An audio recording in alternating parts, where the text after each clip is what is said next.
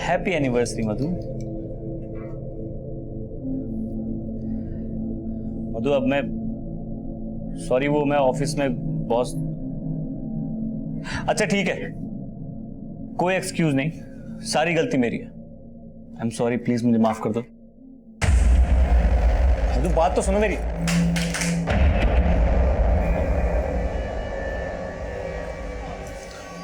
मधु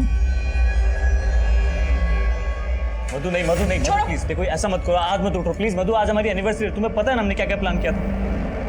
please. घड़ी देख रहे हो? 25 मिनट में एनिवर्सरी खत्म होने वाली है, उसके बाद फिर वही जिंदगी, सुबह शाम अकेलापन और फिर रात भर इंतजार और फिर तुम्हारी वही घिसी पिटी सॉरी। तो क्या करूं? नौकरी छोड़ दूं? तुम्हें जो करना है वो करो, मुझे फर्क नहीं पड़ता है। मेरी जिंदगी ना शादी से पहले ही अच्छी थी। तुम कहना क्या चाहती हो कि तुमने मुझसे शादी करके गलती कर दी? गलती की है इसलिए तो झेल रही हो तुम्हें। झेल रही हो मतलब? इस घर का रेंट, हमारी फ्यूचर सेविंग, हमारे जो खर्चे हैं, इन सब को मेंटेन रखने के लिए मेहनत करता हूं मैं।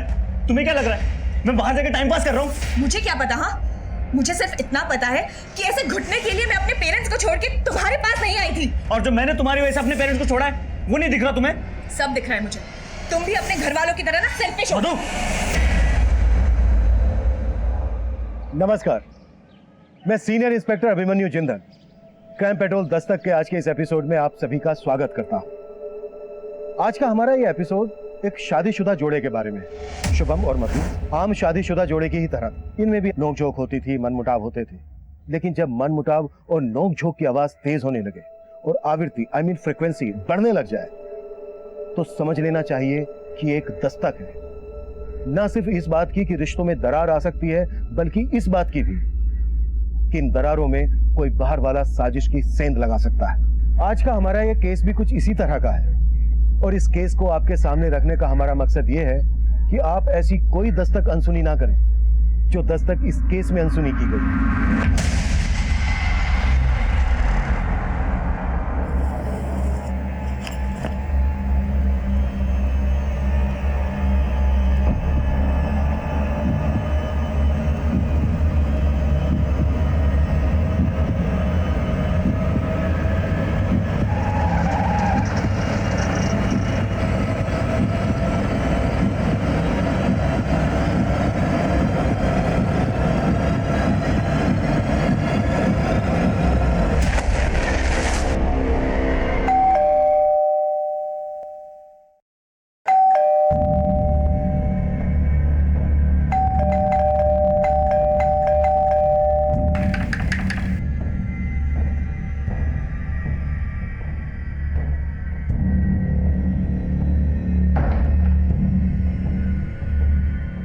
मधु,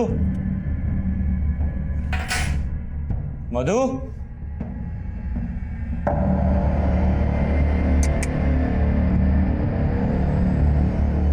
हाँ चली गई है।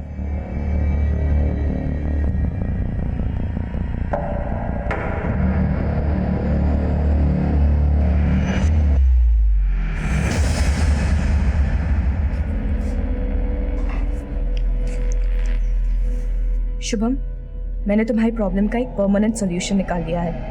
मैं अपनी फ्रेंड मिसेस शर्मा के यहाँ जा रही हूँ। अब कोई रोक टोक करने वाला नहीं है तुम्हारी जिंदगी में। Good bye.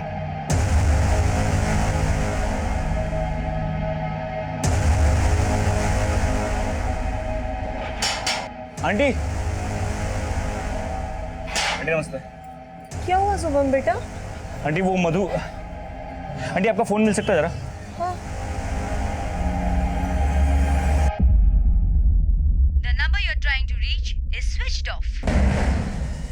क्या बात है शुभम बेटा, क्या हुआ?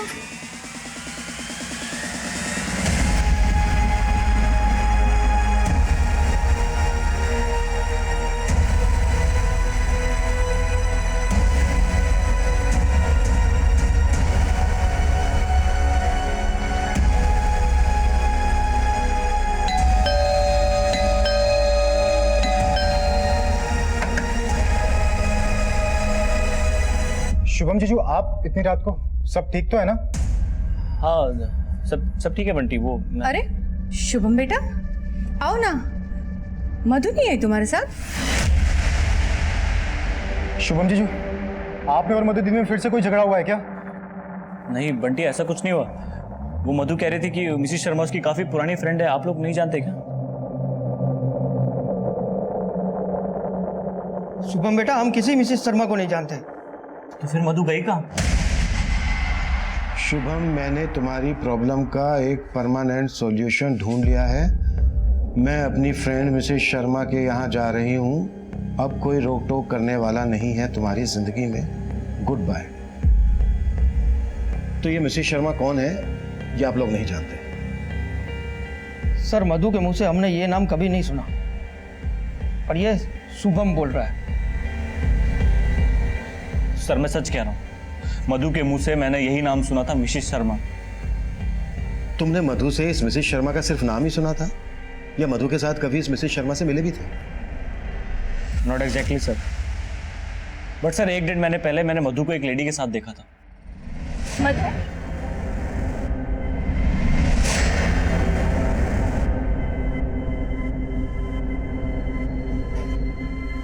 कौन थी वो मधु? कोई नहीं, मिसेस शर्मा थी। मिसेस शर्मा? हाँ, कौन मिसेस शर्मा? तुम नहीं जानते हो, मेरी बहुत पुरानी फ्रेंड है। अगर मधु को कहीं जाना था तो तुम्हें फोन कर सकती थी, मैसेज कर सकती थी। डिजिटल इंडिया के दौर में वो तुम्हें लेटर लिख कर जाती है। सर हो सकता है मधु ने मुझे बैंक में फोन किया हो, पर उससे पहले मैं घर के लिए निकल गया हूँ। बैंक में क्यों? तुम्हें डायरेक्ट क्यों नहीं? तुम मोबाइल फोन यूज नहीं करते? करता हूँ सर, पर कुछ दिनों से नहीं कर रहा था। क्यों? वो सर मधु का फोन टूट गया था और वो रिपेयर नहीं हो रहा था। मधु तुम्हारा फोन रिपेयर नहीं हो पाएगा, मैंने ऑनलाइन ऑर्डर कर दिया, कुछ दिन में आ जाएगा। तब तक मैं क्या करूंगी शुभम? बाप रे, माहौल तो बहुत गर्म है। देखो, मजाक मत करो। अच्छा कोई मजाक नहीं, तुम ऑलरेडी मेरा फोन यूज कर रही हो ना, तो उसे यूज करो। और अगर आपको लगे कि आपको मुझसे कोई बहुत जरूरी बात करनी है तो ऑफिस में कॉल कर लेना। सर मुझे बहुत फिक्र हो रही है, क्योंकि मधु अकेले नहीं, अपने साथ अपने सारे गहने लेकर गई, ऊपर से उसका फोन बंद और ये लेटर। सर मुझे तो कुछ गड़बड़ लग रही है। शुभम, तुम्हारे और तुम्हारी पत्नी मधु के बीच रिश्ता कुछ ठीक से नहीं चल रहा है, राइट? सर लड़ाइयाँ तो मियाँ बीवी के बीच होती है, मगर सर ऐसा कुछ नहीं हुआ कि मधु मुझे छोड़ के चले जाए। लेकिन ये लेटर तो कुछ और ही इशारा कर रहा है। ऊपर से मिसेस शर्मा नाम का एक किरदार। अगर मिसेस शर्मा वाकई में कोई है तो डोंट वरी, हम ढूंढ लेंगे। सर आपको लगता है मैं झूठ बोल रहा हूँ? सर मिसेस शर्मा है, आप लोग तो कॉल रिकॉर्ड से पता लगा लेते हो ना सर, तो चेक कीजिए, शायद आपको मिसेस शर्मा का नंबर मिल जाए।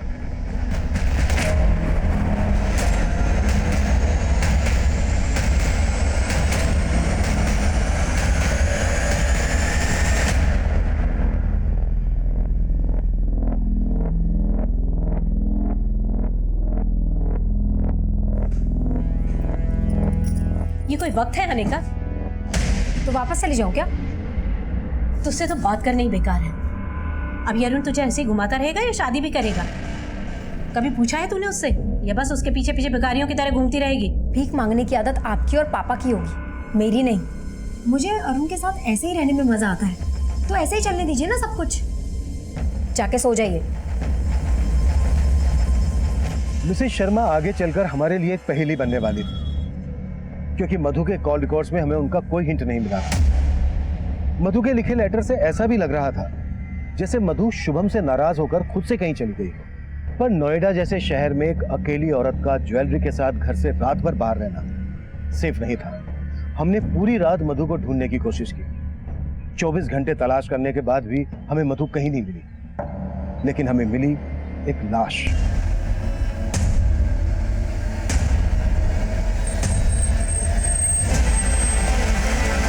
पीछे हटिए, पांडे पीछे हटाओ सबको। साइड सब, पीछे पीछे पीछे हटिए। पीछे हो, पीछे पांडे पीछे हो। देखो आसपास कुछ मिलता है क्या? सर। गीता हटो, बॉडी बाहर निकालो।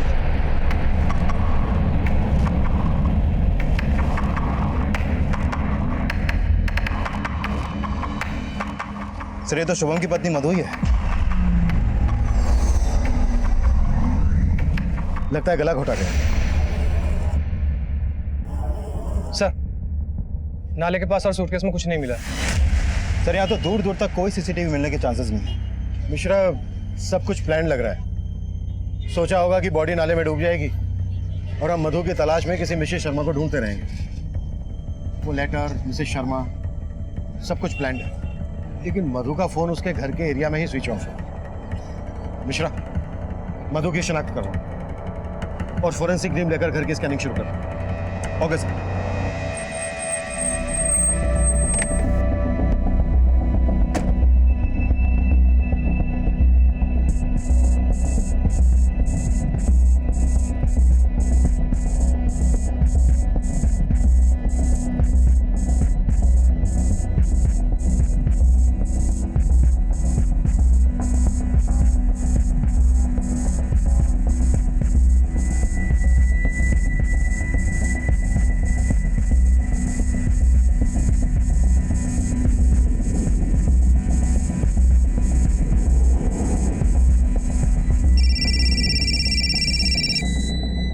सर, शुभम के घर से ऐसा कोई क्लू नहीं मिला है जिससे साफ हो कि मधु का मर्डर उसी के घर में हुआ था।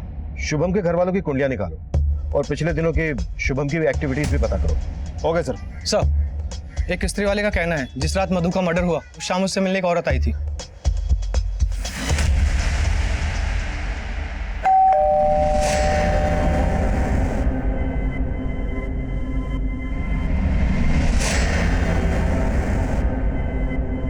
स्केच बनवा सकते हो उसका? हुलिया वगैरह कुछ याद है? सब शक्ल ठीक से याद नहीं, लेकिन देखो मैं तो पहचान जाऊँ। उस शाम मधु से जो औरत मिलने आई थी, क्या वही मिसेस शर्मा थी?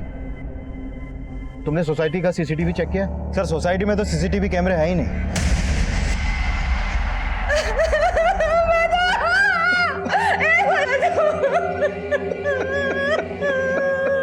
देखिए, हमें मधु की बॉडी इस सूटकेस में मिली। आप लोग पहचानते हैं इसे, बता सकते हैं ये किसका है? ये तो हमारी बेटी मधु का है सर। जब इसे विदा किया था तो वो उसे साथ ले गई थी।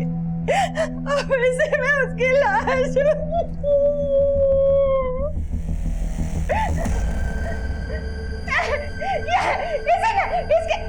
तेरे परिवार ने मिलकर मेरी बेटी को मारा।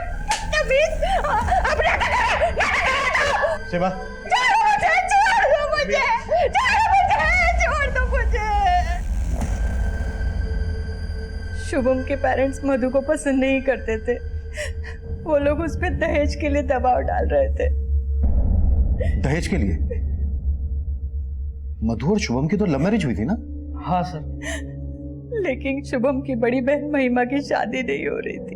लड़के वाले दहेज मांग रहे थे और इसीलिए वो लोग मधु पे दहेज के लिए दबाव डाल रहे थे।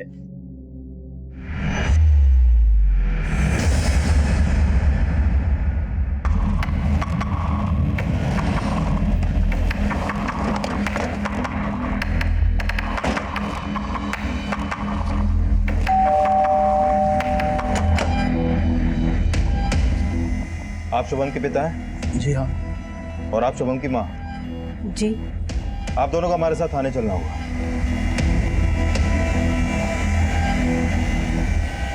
ये आप क्या कह रहे हैं सर? मैं क्यों मारूंगा मधु को? सर मुझसे प्यार करता था, हमारी लव मैरिज हुई थी। सॉरी सॉरी सॉरी मधु, सॉरी मैं लेट हो गया, सॉरी। क्या सॉरी? कितनी देर लगा दी तुमने? सॉरी बाबा, बैंक में इतना काम पड़ गया था ना। पर क्या है, तुम आदत डाल लो। एक तो मेरा काम ऐसा है और शादी के बाद भी तो तुमको मैनेज करना है। शादी? हाँ शादी। अब पहले डेटिंग साइट पे मिले, अब कैफे में मिलने लगे हैं, तो बात तो आगे बढ़ानी पड़ेगी ना। शादी करोगे मुझसे? मधु क्यों मना करती? उसने और उसके माँ बाप ने तो कभी सोचा भी नहीं था कि उन्हें इतना अच्छा लड़का मिलेगा इंटरनेट से, वो भी बिना दहेज के। और यही बात आपको चुभ रही थी, इसलिए दहेज का दबाव डालना शुरू कर दिया आप लोगों ने मधु के माँ बाप पर, है ना? सर हम कोई दबाव नहीं डाल रहे थे, हम तो सिर्फ संबंधी होने के नाते हमने उनसे 2 लाख रुपयों की मदद मांगी थी, बस। 2 लाख? मधु बेटा, महिमा की जिंदगी का सवाल है। तू अपने मायके से 2 लाख रुपए की बात करेगी ना? बड़ी बहन कुंवारी बैठी रहे, ऐसा अच्छा लगता है क्या भला? सर मदद तो बहुत दूर की बात, मधु के परिवार वालों ने तो मधु को ऐसी पट्टी पढ़ाई कि उसने तो हमारा घर ही तोड़ दिया। वो तो हमारे बेटे को ही लेकर चली गई। सर 2 लाख की डिमांड ना पूरी करने की वजह से मेरे पेरेंट्स उखड़े हुए रहने लगे थे मधु से। मधु देखो, माँ की बात का बुरा नहीं मानते। महिमा दी की शादी टूटी है अभी, इसीलिए शायद गुस्सा है बस। लेकिन मैं डिप्रेस हो रही हूँ शुभम। अब ये रोज रोज के ताने मुझसे नहीं सुने जाते हैं। तुम तो ऑफिस चले जाते हो और फिर बर्दाश्त मुझे करना पड़ता है। सर मैंने शुभम की फैमिली के हर मेंबर के कॉल रिकॉर्ड्स निकलवाने के लिए बोल दिए हैं। वैसे सर शुभम की तरह उसकी फैमिली भी कहानी बनाने में एक्सपर्ट लगती है। इस कहानी का दी एंड हम देखेंगे। सबके कुलियां निकलवाओ और सबके हैंड राइटिंग सैंपल भी कलेक्ट करो। Okay sir. चलिए लिखिए इसमें जो मैं कह रहा हूं। लिखिए।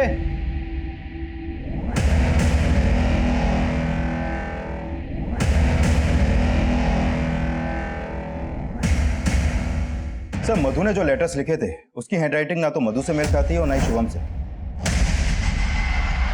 और ना ही शुभम के माँ बाप से। मैंने कहा था ना मिश्रा, ये सब कुछ प्लान के तहत हुआ है। वैसे मिश्रा तुम्हारी हैंडराइटिंग कैसी है? मेरे को समझा नहीं सर। रिलैक्स, मजाक कर रहा हूं। हो सकता है शुभम ने ये काम किसी और से करवाया हो। लेकिन सर मैंने बैंक के वॉचमैन और शुभम के कलीग से बात की। वो उस शाम अपने ऑफिस में ही था और रोजाना की तरह अपने टाइम पर ऑफिस से निकला। मुझे शुभम की सुनाई हर कहानी झूठी लग रही है। सर दहेज शुभम को नहीं, उसके माँ बाप को चाहिए था। तो हो सकता है ये कांड उसके माँ बाप ने किसी के थ्रू करवाया, या ये भी हो सकता है कि शुभम और उसके माँ बाप इन सब ने मिलकर यह कांड किया हो। लेकिन किसी के भी खिलाफ अभी तक हमें कुछ मिला नहीं है। मिश्रा एक काम करो, फिलहाल इन्हें जाने दो, लेकिन इस सब पर नजर रखना। और उस औरत का पता चला जो उस दिन मधु से मिलने आई थी उसके घर? नहीं सर अभी तक तो नहीं, लेकिन कोशिश जारी है।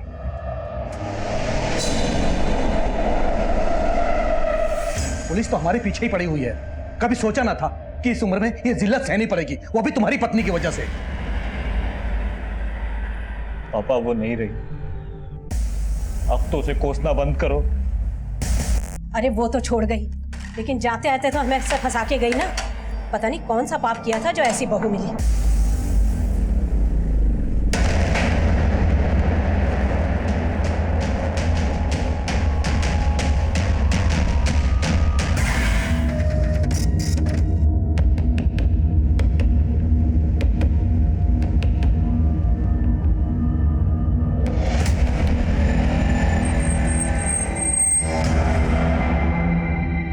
हाँ साहब, यही औरत है। सर महिमा शुभम की बड़ी बहन, वही उस शाम मधु के घर पे आई थी। उसकी फोन की लोकेशन भी मधु के घर के आसपास की थी।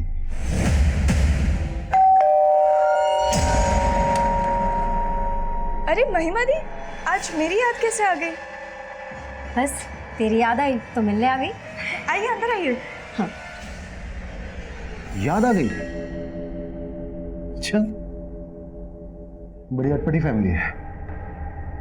बेटा किसी मिसेस शर्मा की बीन बजा रहा है और माँ बाप अपनी बेटी की शादी टूटने के कारण अपनी बहू और बेटे से बात करना बंद कर देते हैं। और बेटी को अचानक अपनी भाभी पर प्यार आ जाता है और वो उससे मिलने जाती है, वो भी उसी दिन जिस दिन उसकी भाभी का मर्डर होता है। मुझे पता था कि आप लोग मुझ पर ही शक करेंगे। अब अपनी भाभी के घर जाना कुछ गलत है क्या? नहीं, बिल्कुल नहीं। लेकिन भाभी के मर्डर हो जाने के बाद इस बात को छुपाना गलत है। मैंने कुछ नहीं छुपाया आपसे। आप लोगों ने पूछा नहीं, इसलिए मैंने आपको बताया नहीं। अच्छा, चलो अब पूछ लेते हैं, क्यों गई थी तुम अपनी भाभी से मिलने? भाभी पर अचानक से प्यार उमड़ पड़ा था, या फिर अपनी शादी टूटने का गुस्सा निकालने गई थी? क्या शुभम की मिसेस शर्मा तुम ही हो? सिर्फ सच सुनना है।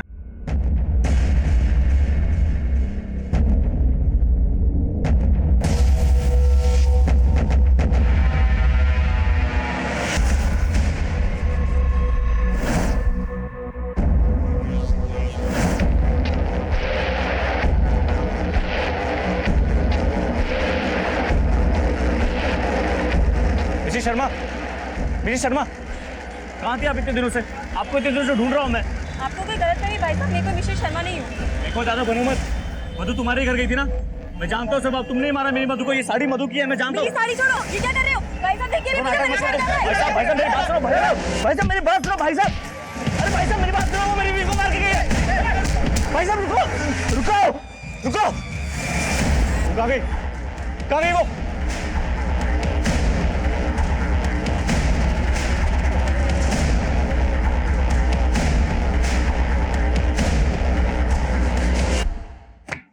ये लीजिए, लिख दिया मैंने अपना बयान, ठीक वैसा ही जैसा हुआ था। अब अगर आपको मुझसे कोई भी सवाल करना हो तो मुझे सिर्फ फोन कर दीजिएगा, मैं खुद चल के आ जाऊंगी।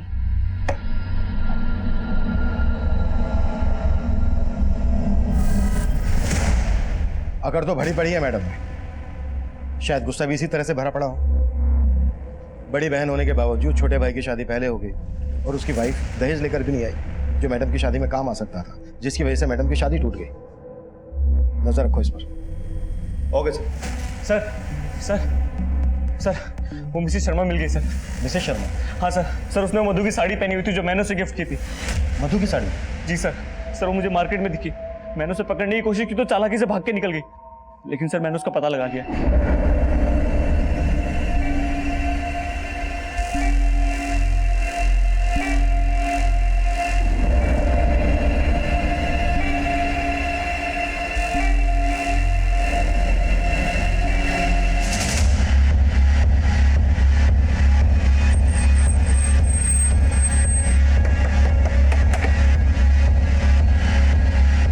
सर यही है।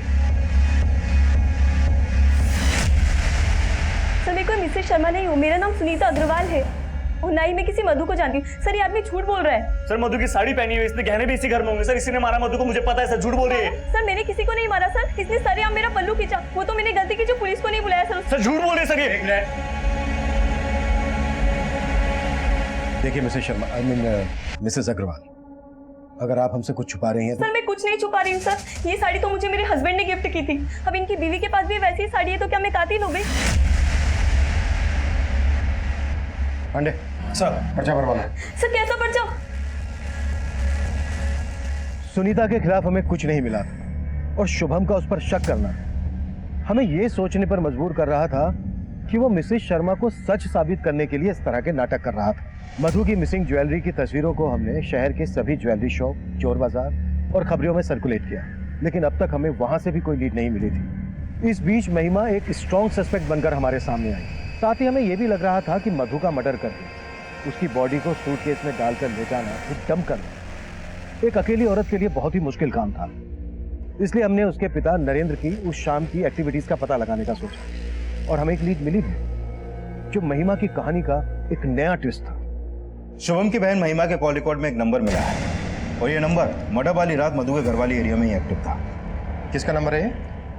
सर ये नंबर अरुण का है। महिमा की अरुण से सगाई हुई थी जो टूट गई, लेकिन सगाई टूटने के बाद भी महिमा अरुण को डेट कर रही थी और सर मर्डर वाली रात ये दोनों ही देर रात तक साथ में थे। मतलब सगाई टूटी लेकिन रिश्ता नहीं टूटा। क्या ये भी मधु और शुभम की तरह लव कम अरेंज मैरिज करने वाले थे? सर लड़का तो महिमा के पेरेंट्स ने ही ढूंढा था, सगाई टूट गई लेकिन दोनों की जोड़ी नहीं टूटी। कहीं ऐसा तो नहीं है कि इसी जोड़ी ने शुभम और मधु की जोड़ी को तोड़ा हो? अरुण देख, तू मेरे साथ था, ये पुलिस को पता चल सकता है, बात भी बढ़ सकती है। तुझे मैंने बोला था ना कि वहां लेके मत जा मुझे, अब फंसा दी ना तूने मुझे। फंस तो मैं गई हूँ तेरे माँ बाप के लालच के चक्कर में। अगर बिना दहेज के शादी कर लेता तो ये सब नौबत ही नहीं आती थी ना। अब तू मेरे माँ बाप को जानती है कि दहेज उन्हें उनका हक लगता है। सुन, एक कॉल आ रहा है, मैं बाद में बात करता हूँ। हेलो, अरुण बोल रहा है। जी आप कौन? सर मैं मानता हूँ महिमा के साथ उस दिन मैं वहां पे गया था, लेकिन घर में नहीं गया था। तो तू बोल रहा है कि मधु का मर्डर महिमा ने किया? तूने बस मधु की बॉडी को डंप करने में महिमा की हेल्प की? नहीं सर। तेरी तो सगाई टूट गई थी ना महिमा से, फिर भी तू उसके साथ? सर माना हमारी सगाई टूट गई है, लेकिन मैं उससे प्यार करता हूँ। तू उस दिन देर रात तक महिमा के साथ था, मधु की वजह से तुम दोनों की सगाई टूटी। तुम दोनों उस दिन मधु से बदला लेने गए थे ना इस बात का? सर मैं मानता हूँ महिमा के साथ देर रात तक था वहाँ पे, लेकिन ना महिमा ने कुछ किया ना मैंने।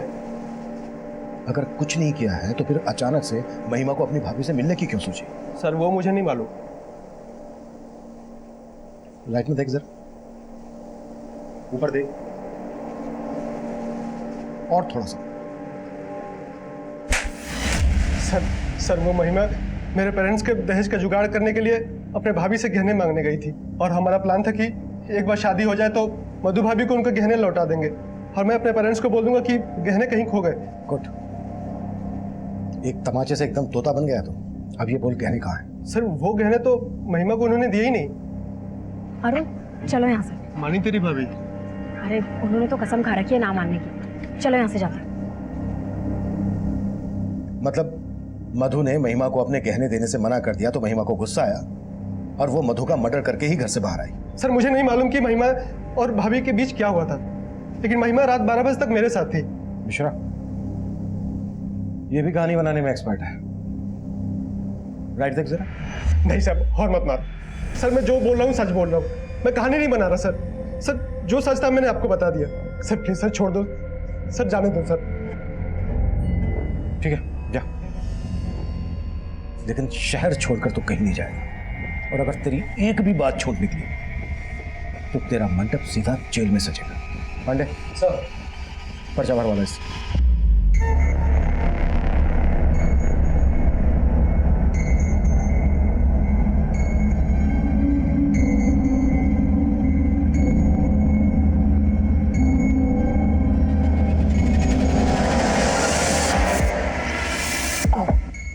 अबे देख के चलना।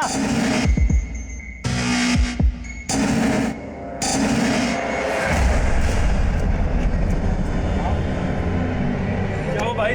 क्या हो भाई?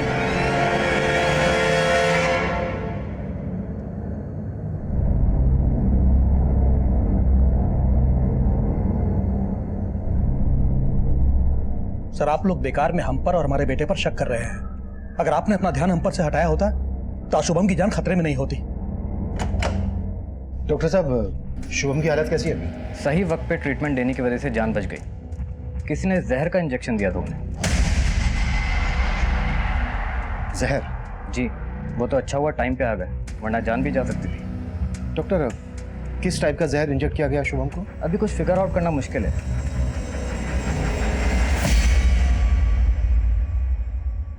सर मार्केट की सभी सीसीटीवी फुटेज चेक की, लेकिन किसी में भी इस बंदे की शक्ल नहीं दिखाई दी। सर शुभम की बॉडी में जो जहर इंजेक्ट किया गया था वो मेरिकटेक्स और फोटोसेटिक नाम के केमिकल्स को मिक्स करके बनाया गया था। सर जहर लीथल था। मुझे याद है कुछ दिनों पहले इसी एरिया में एक इंजेक्शन गैंग एक्टिव था जो लोगों को सुइयां चुभाकर उनका ध्यान भटकाकर उन्हें लूट लेता था। लेकिन सर ऐसी वारदातों में कोई जहर इंजेक्ट नहीं किया गया था। ये भी तो हो सकता है कि इंजेक्शन गैंग से जुड़े किसी आदमी को शुभम को मारने की सुपारी दी गई हो। एक काम करो मिश्रा, इस गैंग से जुड़े हर आदमी को राउंड अप करो और शुभम के बैंक कलीग की भी क्वेश्चनिंग करो। हो सकता है ये प्रोफेशनल राइवलरी का केस, हर एंगल इन्वेस्टिगेट करो। Okay sir. शुभम और मधु से जुड़े हर इंसान को हम खंगाल रहे थे और आखिरकार 3 दिन बाद शुभम को होश आया।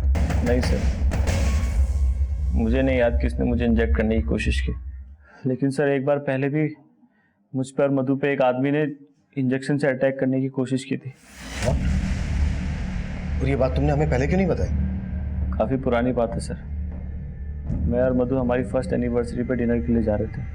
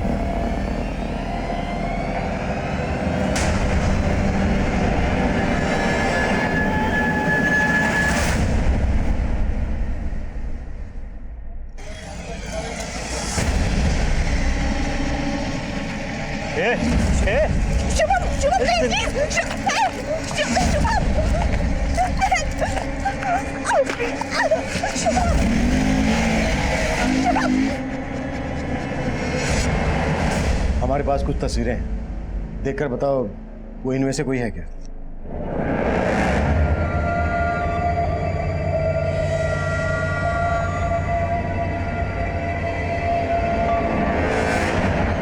नहीं सर।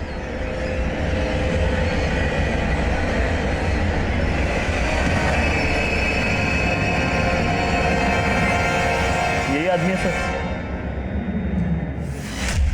जिस आदमी को शुभम ने आइडेंटिफाई किया था उसका नाम उस्मान था।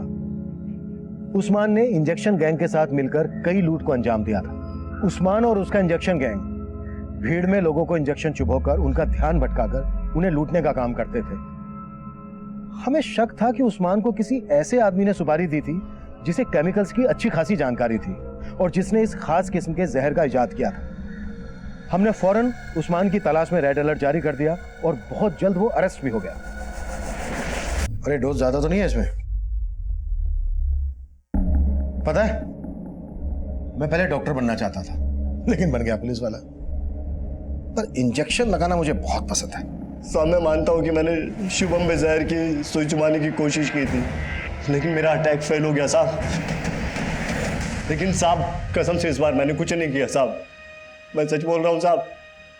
देख, सब कुछ सच सच बोल, नहीं तो ये नहीं, हाथी का इंजेक्शन घुसेड़ूंगा तेरे अंदर। नहीं साहब, मैंने इस बार कुछ नहीं किया।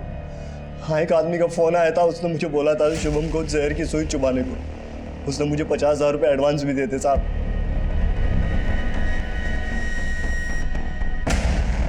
कौन था वो आदमी?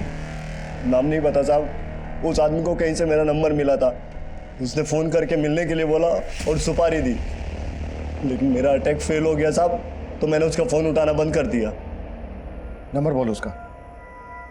याद नहीं है साहब, पुराने फोन में था और वो तो मैंने फेंक दिया ताकि आप मुझ तक ना पहुंच सके।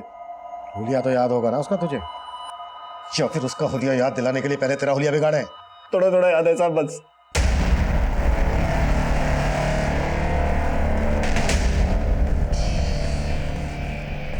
सर, जिस आदमी ने उस्मान को सुपारी दी थी वो आदमी ऐसा दिखता है सर। और ये मधु को नुकसान नहीं पहुंचाना चाहता था। कहीं ये मधु का आशिक तो नहीं था? शुभम, याद करने की कोशिश करो, हो सकता है तुमने ऐसे पहले कभी देखा हो। नहीं सर, ऐसा कोई आदमी याद नहीं मुझे। इसे पहचानते हो? हाँ सर, ये तो गणेश है सर। कौन गणेश?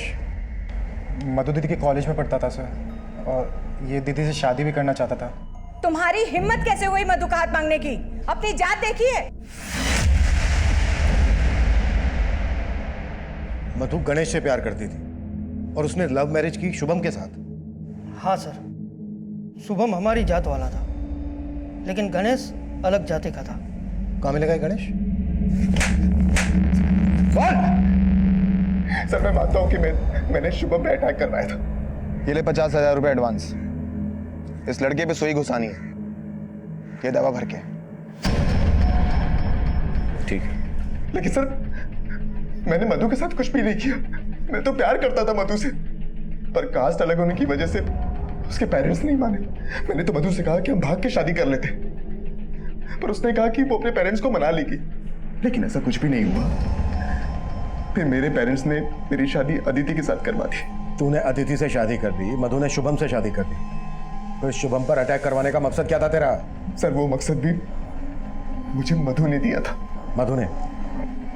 साफ साफ बोल, कहना क्या चाह रहा है तू? मधु ने शुभम से 1 साल पहले शादी की थी, पर मेरी शादी मधु की शादी से 1 साल पहले ही हो गई थी, और उसे लगता था कि मैंने उसे धोखा दिया। जब मैंने उस समय कहा था कि भाग के शादी कर लेते हैं, तब तुम मानी नहीं, और अब जब मैं अदिति के साथ शादी कर चुका हूं तब मेरे आसपास मंडरा रही हो। आखिर चाहती क्या हो तुम? तुम्हें गणेश, मैं तुमसे बहुत प्यार करती हूँ। मैं जानती हूँ मैं अपने माँ पापा को मना नहीं कर पाई, पर मैं तुम्हारे बगैर मर जाऊंगी। मुझसे मधु का दुख देखा नहीं किया। मैं ना अपने माँ पापा को छोड़ दूंगी। तुम भी अदिति से डिवोर्स ले लो अब। मधु, डिवोर्स लेना इतना आसान नहीं है। कहना क्या चाहते हो तुम? मतलब बीवी तुम्हारी अदिति रहेगी और मैं? मधु को लगने लगा कि मैं उसे धोखा दे रहा हूँ, जबकि ऐसा कुछ नहीं था। इसलिए उसने मुझे चिढ़ाने के लिए जानबूझकर शुभम के साथ दोस्ती बढ़ानी शुरू कर दी। कौन है वो लड़का? तुमसे मतलब? तुम जाओ ना अपनी अदिति के पास, मेरे साथ टाइम वेस्ट क्यों कर रहे हो? तुम्हारे लिए मैं अदिति को डिवोर्स देने वाला हूँ और तुम? झूठ बोलना बंद करो गणेश। तुम्हारा कोई इरादा ही नहीं है अदिति को डिवोर्स देने का, और अब मुझे भी कोई मिल गया है। ओके, तो तुम अपने रास्ते जाओ और मैं अपने। पहले तो मुझे लगा कि वो मुझसे नाराज है, इसलिए ये सब कर रही है, लेकिन बाद में उसने सच में शुभम के साथ शादी कर ली। जबकि उसकी वजह से मैंने अदिति को डिवोर्स दे दिया था। लेकिन मधु सचमुच शुभम से प्यार करने लगी थी और मेरे लाख समझाने के बाद भी वो मेरी जिंदगी में वापस नहीं आना चाहती थी। इसीलिए मधु को पाने के लिए मैंने शुभम को रास्ते से हटाने का प्लान बनाया और मेरे एक वार्ड बॉय दोस्त प्रकाश ने मुझे उस जहर के बारे में बताया। आवश्यकता आविष्कार की जननी है और जो तबाह करने की ठान ले वो फूलों को भी हथियार बना सकते हैं। जैसे तू मोहब्बत करके शायर बन गया, वैसे मैं हॉस्पिटल में नौकरी करते करते डॉक्टर बन गया। ये तो केमिकल एक सिरिंज में डालकर किसी की बॉडी में इंजेक्ट किया जाए तो 10 मिनट में खेल खत्म। फिर मैंने उस्मान को शुभम की सुपारी दी, पर शुभम बच गया, लेकिन मधु नहीं बची। बदला लेने के लिए तूने मधु को भी... नहीं सर, नहीं सर, मैंने मधु के साथ कुछ भी नहीं किया सर। वो शुभम आपको गुमराह करने की कोशिश कर रहा है सर। सर उसी ने मारा है मधु को, उसी ने मर्डर किया मधु का। हमने जहर देने वाले प्रकाश को भी अरेस्ट कर लिया था, लेकिन गणेश ने अपना एक ही जुर्म कबूला कि उसने शुभम पर अटैक करवाया था। मधु के मर्डर से वो साफ साफ इनकार कर रहा था। इस केस में अभी कई राज खुलने बाकी थे। हमसे कहीं तो चूक हो रही थी। सर मधु को मारने का महिमा का मोटिव भी स्ट्रांग है। महिमा की अरुण से सगाई टूट गई क्योंकि मधु अपने घर से दहेज नहीं ला पाई और मधु को मिलने वाली आखिरी शख्स भी महिमा ही थी सर। लेकिन महिमा के खिलाफ हमें कुछ नहीं मिला। मिश्रा, एक आदमी हमसे और छुप रहा है। कौन? गणेश की एक्स वाइफ अदिति। गणेश ने मधु की वजह से अदिति को छोड़ा, तो इस हिसाब से मधु अदिति की दुश्मन हुई। और वो कहते हैं ना, एक ठुकराई हुई औरत का वार काफी घातक होता है। बोलो सर, मुझे यहाँ पे क्यों बुलाया गया? क्योंकि तुमने अपने एक्स हस्बैंड की एक्स गर्लफ्रेंड का मर्डर किया, इसलिए। व्हाट? इतनी भोली मत बनो। तुम्हारे फोन की लोकेशन मधु के फोन की लोकेशन से मैच करती थी।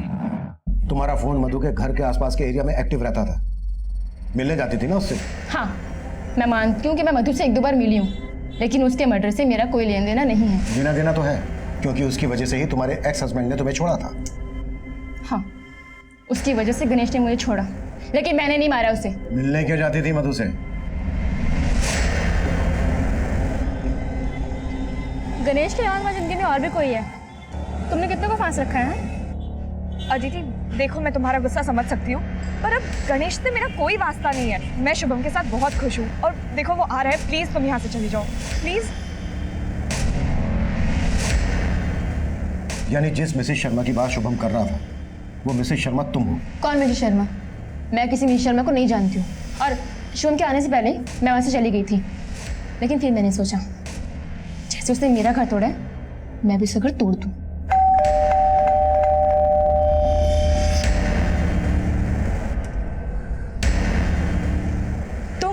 यहाँ? तुमसे नहीं, तुम्हारे पति से मिलने आई हूँ, ये बताने के लिए कि तुमने मेरी जिंदगी कैसे बर्बाद कर दी। तुम समझ क्यों नहीं रही हो अदिति? मैं मानती हूँ कि मुझसे बहुत बड़ी गलती हुई है, पर प्लीज तुम ऐसा मत करो। लेकिन पता नहीं क्यों मुझे इस पे तरस आ गया। उस दिन के बाद मैं मधु से कभी नहीं मिली। क्योंकि तुमने मिलने की गुंजाइश ही खत्म कर दी, मर्डर कर दिया उसका। देखिए सर, मैंने ऐसा कुछ भी नहीं किया। सर, बहुत तोड़ने के बाद भी अदिति कुछ नहीं उगल रही है। एक बात तो क्लियर है मिश्रा, मिसेस शर्मा, ये नाम मधु ने शुभम को बताया था, और कातिल ने जो चिट्ठी लिखी है उसमें भी मिसेस शर्मा का नाम है। सर, अदिति शुभम को मधु और गणेश का सच बताना चाहती थी। कहीं ऐसा तो नहीं कि ये सच शुभम को खुद ही पता चल गया और यही मधु के मर्डर की वजह बन गया? वो तो कुछ भी सकता है, लेकिन वो लेटर, उसकी हैंडराइटिंग शुभम की हैंडराइटिंग से मैच नहीं करती। या तो शुभम ने वो लेटर किसी और से लिखवाया, या फिर ये भी तो हो सकता है कि शुभम और अदिति ने मिलकर ये कांड किया हो, अपने अपने पार्टनर से बदला लेने के लिए। पॉसिबल है।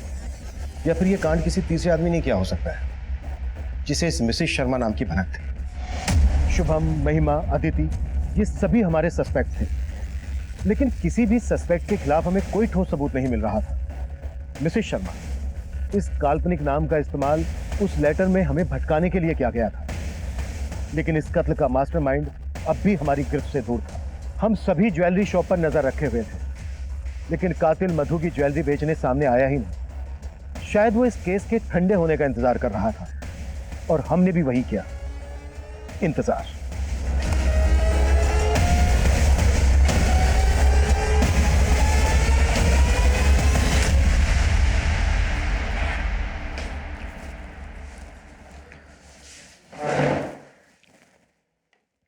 क्यों मारा मधु को?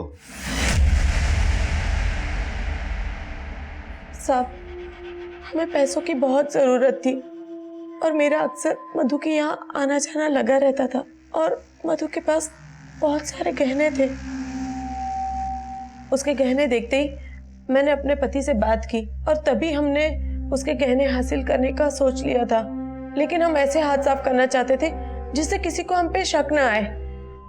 फिर एक दिन मुझे मधु का एक और राज पता चला। अदिति देखो, मुझे पता है कि मुझसे बहुत बड़ी गलती हो गई है, पर क्या बात है मधु, सब ठीक है ना?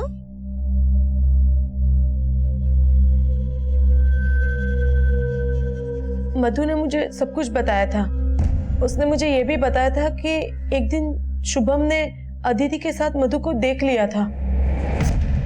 तो शुभम से तुमने ये बोल दिया कि अदिति मिसेस शर्मा है? और क्या करती आंटी, जो नाम दिमाग में आया बोल दिया।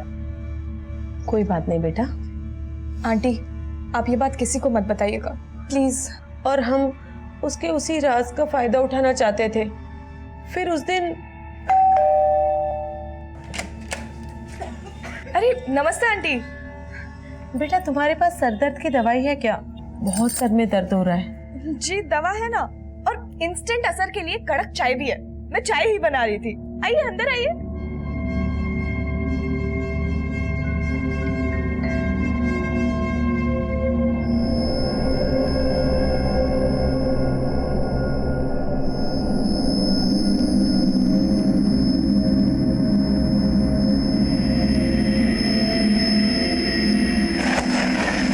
मधु इतनी रेस्पेक्ट करती थी तुम दोनों की, इतना भरोसा करती थी तुम दोनों पर, और तुम लोगों ने चंद पैसों के लालच में अपनी बेटी की उम्र की लड़की को मार डाला। ये मत सोचना कि उम्र देखकर कोई रियायत मिलेगी।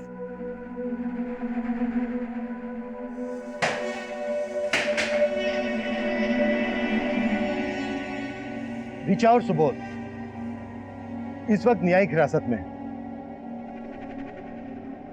शुभम इस शौक से उभर ही नहीं पा रहा है। उसे यकीन ही नहीं हो पा रहा है कि मधु जिस वृद्ध जोड़े की इतनी इज्जत करती थी, उसने चंद पैसों के लिए मधु की जान ले ली। इस केस को आपको दिखाने का हमारा मकसद ये बिल्कुल नहीं है कि आप अपने आसपास के लोगों को शक की नजर से देखें, उनके साथ कुछ शेयर ना करें। इनफैक्ट ये पॉसिबल भी नहीं है। लेकिन जिंदगी में संतुलन बनाना, एक दायरा बनाए रखना भी जरूरी है। हर रिश्ते में उतार चढ़ाव आते हैं, हर घर में दरारें होती हैं, लेकिन बाहर के लोगों को इसका पता नहीं लगने देना चाहिए, क्योंकि घर के राज जब दहलीज पार करते हैं तो ये एक दस्तक होती है कि कोई भी इसका फायदा उठा सकता है। जरूरी है हम इस केस से सीख लें और अपनी जिंदगी और अपने घर को महफूज बनाएं। अब मैं सीनियर इंस्पेक्टर अभिमन्यु जिंदल आपसे विदा लेता हूं। आपसे फिर मुलाकात होगी एक नए केस के साथ। क्राइम पेट्रोल 10 तक। मकसद बताना नहीं, बचाना है।